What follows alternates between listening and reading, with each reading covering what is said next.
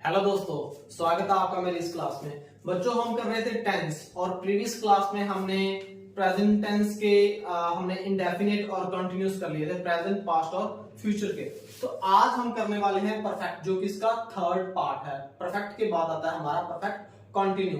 तो आई suggest you कि इस वीडियो को एंड तक देखिएगा ताकि आपकी जो भी डाउट्स हो वो क्लियर हो जाए। तो लेट्स स्टार्ट। देखिए, परफेक्ट होता क्या है? परफेक्ट होता है एक ऐसा काम जो हो चुका है, एक ऐसा प्रोसेस, एक वर्क जो एक पर्टिकुलर टाइम पे शुरू हुआ था एंड दैट वाज ओवर। वो होता है पास्ट में, जो एक शुरू हुआ था टाइम पे और खत्म हो गया। एक ऐसा काम जो एक पर्टिकुलर टाइम पे शुरू हुआ था, अभी तक चल रहा है, उसको हम बोलेंगे प्रेजेंट कंटिन्यू। तो इन दोनों में स्लाइड सा डिफरेंस रहेगा, इसलिए मैं आपको कहता हूं कि थोड़ा सा इसको ध्यान से देखिएगा और एंड तक देखिएगा। परफेक्ट में और परफेक्ट कंटिन्यू में क्या डिफरेंस है वो भी हम आज में क्लियर करेंगे। Let's start. देखिए, परफेक्ट को हम पहचानेंगे कैसे? How we will recognise the tense. कैसे पहचानेंगे? देखिए, अगर हमें टेंस के अंदर क्या मिल जाएगा, देखिए सब्जेक्ट तो हमारा रहेगा ही, हमारा क्या रहेगा? सब्जेक्ट रहेगा, प्लस में हम पहचानेंगे इसे हमारे ये हेल्पिंग वर्ब से। हमने अपनी प्रीवियस क्लास में क्या किया था? हमने अपनी प्रीवियस क्लास में वर्ब की फर्स्ट फॉर्म के साथ एस और ईएस लगता है तो हमें पता लग गया था तो वो इंडेफिनिट है। अगर फर्स्ट फॉर्म ऑफ वर्ब के साथ आईएनजी लग जाता था, प्लस में हेल्पिंग वर्ब लग जाती थी, आपको पता कौन सी? Is am are, was were, shall will. अगर हैज हैव लग जाता है तो वो कौन सा टेंस होगा? वो परफेक्ट टेंस होगा। इसके रट्टे नहीं मारने, आपने इसको रट्टाफिकेशन नहीं करना। अगर आप ऐसा करोगे तो you will forget for the very next month. So if you want to keep it for the longer time, then you must, understand the deep thing. कैसे? अगर हम has और have लगाएंगे तो हमें सेंटेंस में क्या मिलेगा? थर्ड फॉर्म ऑफ वर्ब मिलेगी। और फॉर्म ऑफ वर्ब्स आपको याद करनी है। मैंने आपको अपनी प्रीवियस क्लास में बहुत अच्छे से ढंग से बताया था कि अगर आप फॉर्म ऑफ वर्ब याद नहीं करेंगे तो it is very difficult for you to get tenses. Alright, let's come back to the point. We will doing this. Subject हमारा क्या है? ही। अब यहां पे लग गया हैज। इसके साथ साथ मैंने आपको सब्जेक्ट भी बताए थे जिनको आप अलग से याद करोगे। कौन कौन से? I, we, you and they. These are the four subjects. ये चार सब्जेक्ट्स ऐसे हैं जिनको आपने अलग से याद करने हैं। ये सारे क्या है? प्लूरल सब्जेक्ट हैं। इनमें क्या लगेगा? इनमें लगेगा हैव और बाकी सबके साथ क्या लगेगा? हैज। क्लियर? आई होप आप समझ गए। ये मैंने करवाए हुए हैं, ये चारों सब्जेक्ट्स आपने अपने माइंड में रखने हैं। He has sung. अब sing first form, sang second form और थर्ड फॉर्म हमारी क्या है? sung। Sing, sang, sung। It's simple. Clear? और सिंगिंग हम लगाते थे किसमें? कॉन्टिन्यूस में, क्योंकि आईएनजी लगता था। Is it clear? Alright, so he has sung. हमें हैज मिल गया और हमें थर्ड फॉर्म ऑफ वर्ब मिल गई, तो ये क्या बन गया? परफेक्ट बन गया। क्लियर? इस चीज को आपने ध्यान रखना है। जहां हमें थर्ड फॉर्म ऑफ वर्ब मिल जाए, हैज हैव हैड मिल जाए, विल शैल हैव मिल जाए और थर्ड फॉर्म ऑफ वर्ब मिल जाए, तो हम क्या करेंगे? उसका परफेक्ट करेंगे। It's very simple. Clear? I hope कि यहां तक क्लियर हो गया।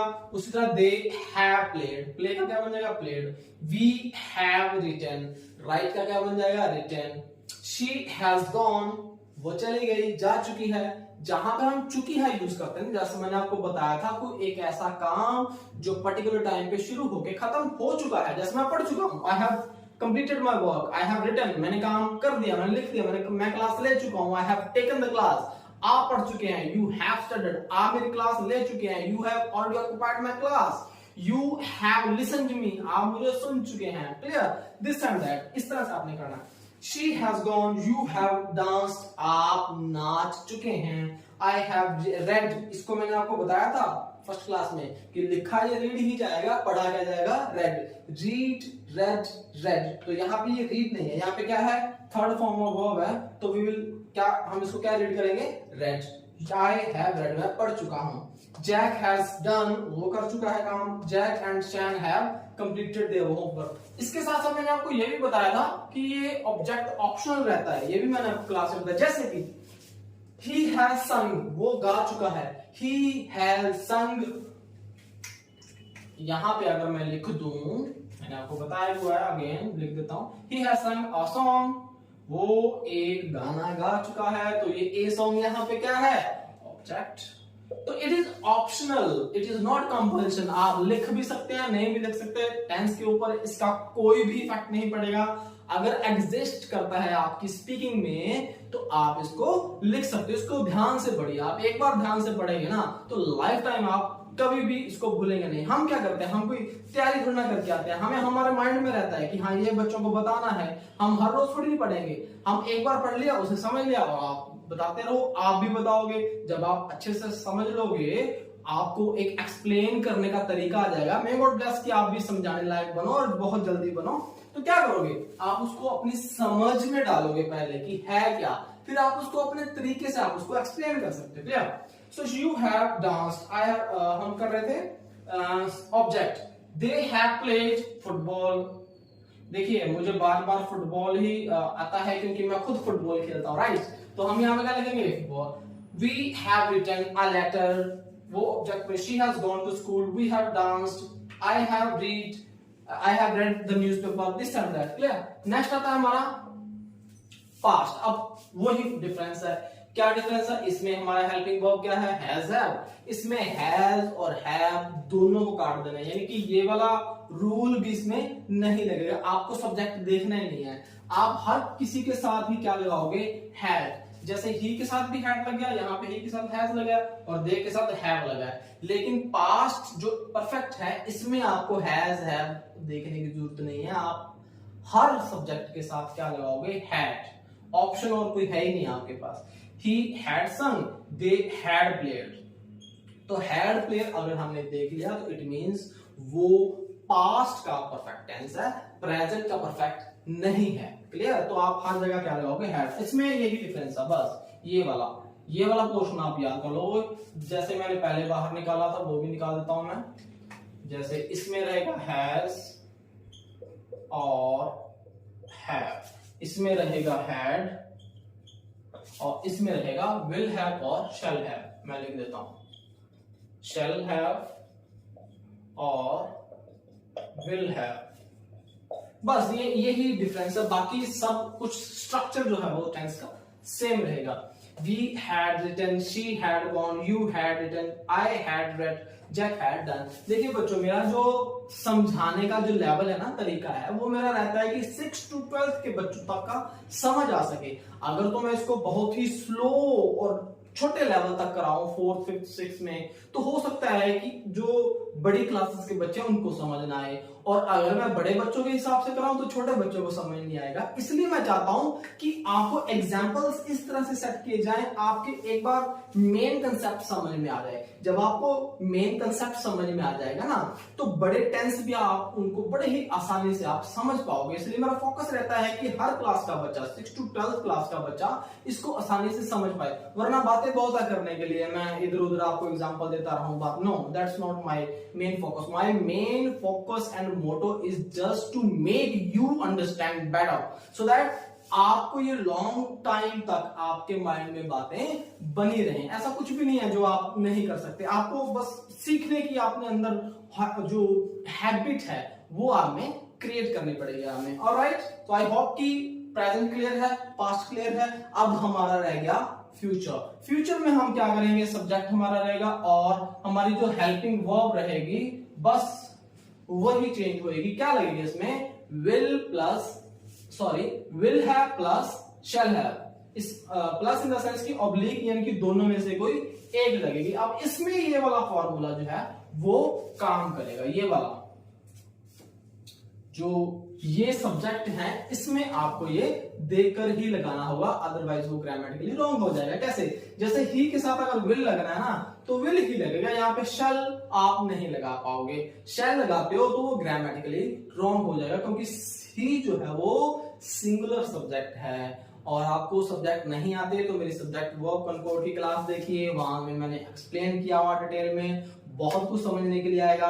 और अगर आपको बिल्कुल बेसिक से आपको इंग्लिश समझनी है तो मेरी फर्स्ट क्लास से आप शुरू कीजिए, जहां से मैंने बिल्कुल रूट बताया है भाषा का, लैंग्वेज क्या होती है, ग्रामर क्या होती है, लेटर अल्फाबेट क्या होते हैं, मिलके वर्ड कैसे बनता है, वर्ड से सेंटेंस कैसे बनता है, everything I started from the very beginning. जो बच्चे बिल्कुल शुरू से करना चाहते हैं ना, मैंने उसके अकॉर्डिंग अपनी क्लासेस ली हैं, ताकि जो बच्चे ये समझते हैं कि इंग्लिश बहुत ज्यादा टफ है और हम कहीं से भी उठा के कर लेंगे, तो नहीं, आपको शुरू से शुरू करना पड़ेगा। जैसे आपने सबसे पहले ABCD सीखी थी ना अल्फाबेट, उसके बाद ही आप बड़े बड़े सेंटेंस सीखने लगे हो। The same method applies here as well.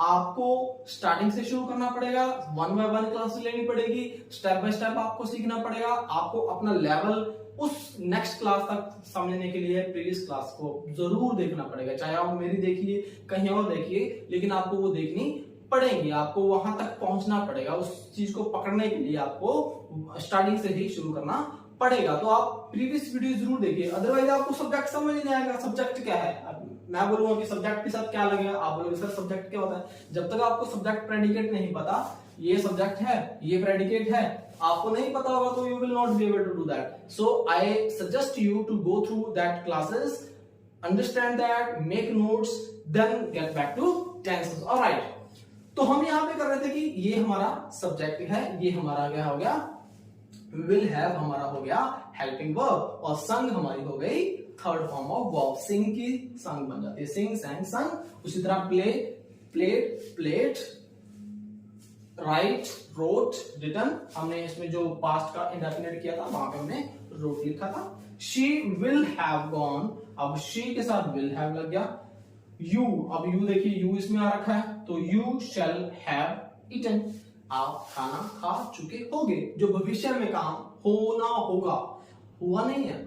आप जैसे अगर मैं कहूं कि अब मैं स्कूल जा रहा हूं और हो सकता है कि कल मैं इस टाइम तक जो है ना अपना फर्स्ट पीरियड कंप्लीट कर चुका हूंगा, तो कर चुका हूंगा फ्यूचर में है, लेकिन चुका हूंगा भी उसके साथ लगता है। जैसे अगर मैं कहूं कि tomorrow at this time I will have finished my first period, तो वहां पे हम इसको यूज करते हैं। ये रेयरेस्ट यूज होता है, लेकिन हमारे पास इसकी नॉलेज जो है वो होनी चाहिए, right. You shall have eaten, Jack will have completed the homework, his homework. Jack अपना काम पूरा कर चुका होगा। उसी तरह ये, वो खेल चुके थे, अब यहाँ पे थे लगेगा, क्योंकि ये है पास्ट, ऑलरेडी हो चुका है। एक जैसे मान के चलिए कोई काम कल शुरू हुआ था और कल ही खत्म हो गया। जैसे मॉर्निंग में शुरू हुआ था कि I had completed my breakfast, मैं अपना ब्रेकफास्ट कर चुका था।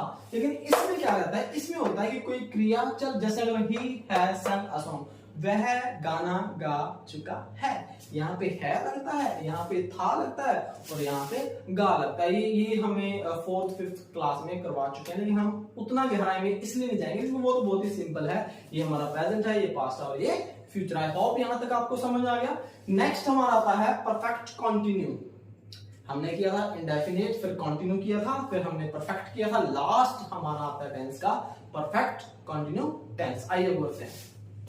तो नेक्स्ट आता है हमारा परफेक्ट कंटिन्यू टेंस। देखिए परफेक्ट कंटिन्यू टेंस जो है, ये दोनों का कॉम्बिनेशन है, कंटिन्यू का और परफेक्ट का। हमने परफेक्ट भी कर लिया, हमने कंटिन्यू भी कर लिया। तो ये परफेक्ट कंटिन्यूअस टेंस कैसे है, कैसे बनता है, दोनों को मिलकर देखेंगे। इसकी फॉर्मेशन करते हैं। देखिए हमें सेंटेंस में क्या मिलेगा, सब्जेक्ट मिलेगा, हैज बीन या हैव बीन, इन दोनों में से एक चीज मिलेगी, वो सब्जेक्ट के अकॉर्डिंग मिलेगा। फर्स्ट फॉर्म ऑफ वर्ब, और प्लस में इसके साथ रहेगी आईएनजी, प्लस में इसके साथ क्या रहेगी, आईएनजी, वो अंडरस्टूड है। और सिंस और लास्ट होता है। सिंस जो काम हमारा कब से शुरू हुआ, और लास्ट होता है हमारा अब से शुरू हुआ। मैं बताऊंगा वो भी आपको, पहले इसकी फॉर्मेशन समझ लीजिए। जैसे ही हमारा सब्जेक्ट है, अब ही के साथ क्या लगेगा, has.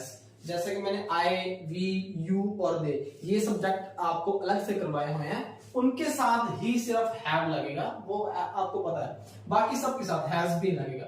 He has been singing since morning। अब देखिए he has been, he के साथ क्या लगेगा, has। इसमें हमने एक चीज याद करनी है बस, कौन सी, been, B-E-E-N, been। वो किसकी पहचान होगी, परफेक्ट कॉन्टिन्यूस की। परफेक्ट में हम थर्ड फॉर्म लगाते थे, इसमें थर्ड फॉर्म नहीं लगानी है, फर्स्ट फॉर्म लगानी है, और आईएनजी लगाना है कॉन्टिन्यूस में। हम कॉन्टिन्यूस में फर्स्ट फॉर्म के साथ आईएनजी लगाते थे ना, उसी तरह। अब देखिए इसका कॉम्बिनेशन कैसे बना। परफेक्ट में हम इसका परफेक्ट का क्या ले रहे हैं, हैज और हैव ले रहे हैं। परफेक्ट से हम क्या ले रहे हैं, हैज और हैव ले रहे हैं। कॉन्टिन्यूस से क्या ले रहे हैं, कॉन्टिन्यूस से first form of verb plus ING ले रहे हैं, बस इनका कॉम्बिनेशन है ये। देखिए सेंटेंस में हमें क्या मिला, हैज भी मिलेगा और ये आईएनजी भी मिलेगा, तो ये दोनों का कॉम्बिनेशन हो गया ना, परफेक्ट का भी और कॉन्टिन्यूस का भी। लेकिन एक चीज ऐड कर दी इसने, ये वाली, कौन सी, बीइंग, बीईईएन, बीइंग। तो ही हैज बीन सिंगिंग। अब यहां तक ये सेंटेंस है, लेकिन ये सेंटेंस बनाने का अर्थ क्या था कि इसकी जरूरत पड़ी ये टेंस बनाने की। कैसे, देखिए इसमें लिखा है he has been singing since morning. ये चीज समझने वाली है, क्योंकि दो चीजें आती है इसमें, एक सिंस आता है और एक आता है फॉर। इन दोनों में डिफरेंस है, थोड़ा सा डिफरेंस है। इसमें क्या डिफरेंस है समझिए। देखिए सिंस एक ऐसी चीज है जो पहले शुरू हुई थी और अभी तक चल रही है। जैसे he has been singing since morning, वो सुबह से गाना गा रहा है, यानी कि अभी तक भी वो गाना गा रहा है। और उसी तरह इसमें they have been studying for, इसमें क्या लगा है, फॉर लास्ट 2 आवर्स। अब देखिए ये टाइम कब शुरू हुआ था, सुबह से शुरू हो रहा था टाइम, लेकिन ये टाइम कब शुरू हो रहा है, अब से, यानी कि अब से लेके पिछले 2 घंटे तक वो पढ़ रहा है। यानी कि अभी अगर 5 बजे हैं तो मैं कह रहा हूं कि वो 2 घंटे से पढ़ रहा है, तो इसका मतलब वो 3 बजे उसने पढ़ना शुरू किया था। लेकिन शुरू होने का टाइम इसमें नहीं बताया, अब से टाइम बता दिया। इसमें शुरू होने का टाइम बता रखा है, इसमें शुरू होने का टाइम नहीं बताया। यही इन दोनों में डिफरेंस है। इसको आप ऐसे भी याद रख सकते हो। आपने कई जगह देखा होगा, बड़ी बड़ी कंपनीज में या कोई प्रोडक्ट में, उसके ऊपर ना एक चीज लिखी होती है। उसमें क्या लिखा होता है, एक लिखा होता है सिंस, और साथ में लिखा होता है जैसे 2011 या 1990। तो उससे क्या होता है, वो कंपनी ने इसलिए लिखा होता है कि आपको पता चल जाए, सेंस लगा के ये पता चल जाए कि ये चीज हमारी इस टाइम से शुरू हुई है, अभी तक वो चल रही है। क्लियर, तो ये चीजें का इससे भी आप जो है ध्यान रख सकते हो। ये ही दोनों में डिफरेंस है। ये चीज पहले शुरू हो चुकी है, अब तक चल रही है। ये चीज होती है अभी से शुरू होके पिछले टाइम तक चल रही है। जैसे मैं कहूं कि मैं 1 घंटे से पढ़ा रहा हूं, I have been teaching for last 1 hour. For और लास्ट एक साथ आएगा, सिंस अकेला आएगा। क्लियर, सिंस लास्ट में नहीं आएगा, दोनों एक साथ। उसी तरह Jack has been doing his work, अब फिर से वही होगा, जैक के साथ हैज लगेगा, बीन लग गया, हमारा परफेक्ट कंटिन्यू होगा, फर्स्ट फॉर्म के साथ आईएनजी लग गया, work since 2009। I have been teaching since 2011। जैसे मैं 2011 से पढ़ा रहा हूं तो मैं कहूंगा कि I have been teaching since 2011, मैं 2011 से पढ़ा रहा हूं। उसी तरह मैं इस लाइन को ऐसे भी कह सकता हूं कि मैं पिछले 12 साल से पढ़ा रहा हूं, I have been teaching for last 12 years. Sense is same, लेकिन हर जगह तो आप हर किसी को नहीं बता सकते। कंपनी हर किसी को क्या बताएगी कि आप कब पढ़ रहे हो, इसलिए वो सिंस का ही यूज करेगी। वो ये नहीं कहेगी कि मैं जो है पिछले 12 साल से पढ़ा रही हूं, क्योंकि वो तो जो है ना चेंज हो जाएगा, इसलिए वो सिंस का यूज करते हैं। तो according to their requirement you use since और फॉर। उसी तरह पास्ट का है। अब देखिए, अब हम इसमें क्या लगाते थे, हैज हैव लगाते थे। इंडेफिनिट में आपने देखा होगा हैज और हैव लगाते थे, और पास्ट में हम हैड लगाते थे। उसी तरह इसमें क्या है, अब हैज बीन को काट के हैड बीन लगा। इसमें आप हर जगह हैड भी लगाओगे। इस तरह इसको आप मतलब सब्जेक्ट के साथ आपने हैव लगाना है, वो चीज आप इसमें नहीं देखोगे। हर जगह आप क्या लगाओगे, हैड ही आप इसका यूज करोगे। क्लियर, जैसे he have been studying since morning, वो सुबह से पढ़ रहा था। इसमें है वो पढ़ रहा है और ये पढ़ रहा था, ये क्योंकि क्या है, ये पास्ट है। She had been singing for last, वो पिछले 2 घंटे से गाना गा रही थी। इसमें गाना गा रही है, उसमें गाना गा रही थी। They have been writing the letter since yesterday। अब ऐसा नहीं कि सुबह से, कल से, वो कल से लेटर लिख रहे थे, कल से लेटर लिख रहे थे। इतना डिफिकल्ट लेटर था, ड्राफ्टिंग बड़ी मुश्किल हो गई उनके लिए कि वो कल से वो उस लेटर को लिख रहे थे। I had been teaching since, या फिर for या लास्ट आप कितना आप लगा सकते हो। मैं कब से पढ़ा रहा था, मैं 2011 से पढ़ा रहा था, मैं 2010 से पढ़ा रहा था, और दैट इज, या मैं पिछले 5 साल से पढ़ा रहा था, या मैं अभी का कहूं कि मैं क्लास ले रहा हूं, तो मैं क्या कहूंगा कि I have been taking the class for last an hour. मैं पिछले 1 घंटे से क्लास ले रहा हूं। Alright, then it is future. अब देखिए डिफरेंस वही है, इलेबोरेट मैं चाहूं जितना मर्जी कर लूं, लेकिन डिफरेंस यही रहेगा, ये वाला और ये वाला, बस। Rest all concept is same. You just have to put in your mind. This is the last tense. Clear? इसको आपने बड़े ध्यान से करना है. परफेक्ट कंटिन्यूस जो है हमारा लास्ट टेंस है इन तीनों के टाइप्स का. देखिए, सब्जेक्ट प्लस विल हैव या फिर shall have, been plus first form of verb plus ING, then since and for. he will have been. ये देखिए ये चीज निकल के आ गई बाहर. he will have been studying since yesterday, since morning, since 2011, since 2015, 2020, this and that. She will have been singing, same. They shall have been writing the letter. You shall have been teaching, this and that. तो जो future है उसमें हमने यही लगाना है. सिर्फ difference किसका आ जाएगा, इसका, इसका और इसका. ये चीजें क्या है, हेल्पिंग वर्ब. देखिए हेल्पिंग वर्ब ही डिसाइड करती है कि हम कौन से टेंस में बात कर रहे हैं. It is the only helping verb which tells us in which time we are talking. तो इसकी आप प्रैक्टिस कीजिए. इसके और आगे भी थोड़ा से कंसेप्ट रहते हैं. जैसे इसको हमने एक्सक्लेमेशन में बनाना है, इसको हमने अफर्मेटिव में बनाना है, इसको नेगेटिव में बनाना है, इसको इंटेरोगेटिव में बनाना है, और इसका इंटेरोगेटिव नेगेटिव भी होता है. उसके लिए मैं अलग से क्लास लूंगा. इसमें लूंगा तो क्लास बहुत ज्यादा लंबी हो जाएगी. तो आई होप कि आपको present indefinite, present continue, past continue, past perfect, past indefinite और ये फ्यूचर के परफेक्ट और परफेक्ट कंटिन्यू, ये सारे टेंस अच्छे से समझ आ गए. क्योंकि इनमें स्लाइटली सा डिफरेंस रहता है. वो किसका रहता है, हेल्पिंग वर्ब का. तो आई रिपीट, हमने क्या कर लिया, हमने पास्ट, प्रेजेंट और फ्यूचर के इंडेफिनिट, कंटिन्यू, परफेक्ट और परफेक्ट कंटिन्यू टेंस कर ली हैं. इसकी फॉर्मेशन आप कॉपीज पे लिखिए, इसके नोट्स बनाइए, उसको याद कीजिए, एक दो बार बोल के दीजिए और अपने घर पर प्रैक्टिस कीजिए. Whosoever your siblings, your mother, your father, your younger brother, elder brother, to whomsoever it is, you try your level best to talk to them in English so that your English grammar as well as your vocabulary and your fluency can be increased, can be enhanced. So till my next video, आप इसकी practice कीजिए. Next video में हम उसके जो मैंने आपको 4 part बताए हैं उसको हम करेंगे. So till then, keep smiling, keep learning. Thank you. Jai Hind.